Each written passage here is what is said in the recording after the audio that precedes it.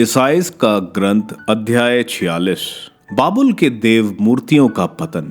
Bell देवता झुक गया, नबो देवता गिर गया। उनकी देव मूर्तियां लद्दू जानवरों पर रखी गईं। जो मूर्तियां तुम जुलूस बनाकर ले जाते हो वे थके मांदे जानवरों का भोजन बन गई हैं। वे देव मूर्तियां झुककर गिर गईं। वे अपने उपासकों को बचाने में असमर्थ हैं और उनके साथ बंदी बनकर जा रही हैं। याकूब के वंशजों, इज़राइल के बचे हुए लोगों, मेरी बात सुनो। मैंने गर्भ से ही तुम्हारी रक्षा की, माता की गोद से ही तुमको संभाला है। मैं तुम्हारे बुढ़ापे तक वही करूंगा। मैं तुम्हारे बाल पक जाने तक तुम्हारा भरण पोषण करूंगा। मैं वही करता रहूंगा। मैं तुम्हारी देख रेख करूंगा, तुमको संभालूंगा और तुम्हारा उद्धार करूंगा। तुम मेरी तुलना किससे करना चाहते हो? मुझे किसके बराबर समझते हो? तुम मेरी उपमा किससे देना चाहते हो? मुझे किसके समान समझते हो? कुछ लोग अपनी थैली से सोना निकालकर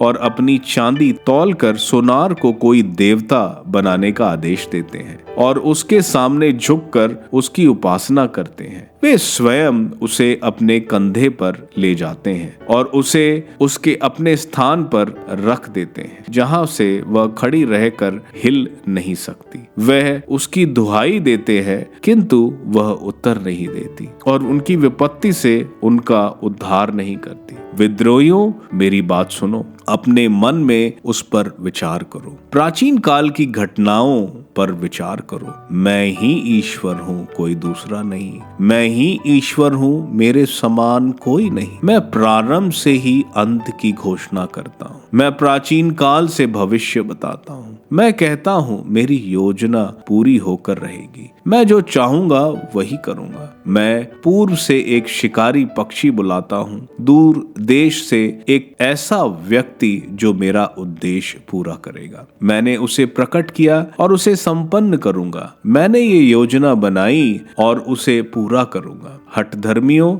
जो मुक्ति से दूर रहते हैं, मेरी बात सुनो। मैं अपना मुक्ति विधान प्रकट करने जा रहा हूँ। वह दिन दूर नहीं है, तुम्हारा उद्धार निकट है। मैं सियोन का उद्धार करूंगा और इज़राइल पर अपनी महिमा प्रकट करूंगा।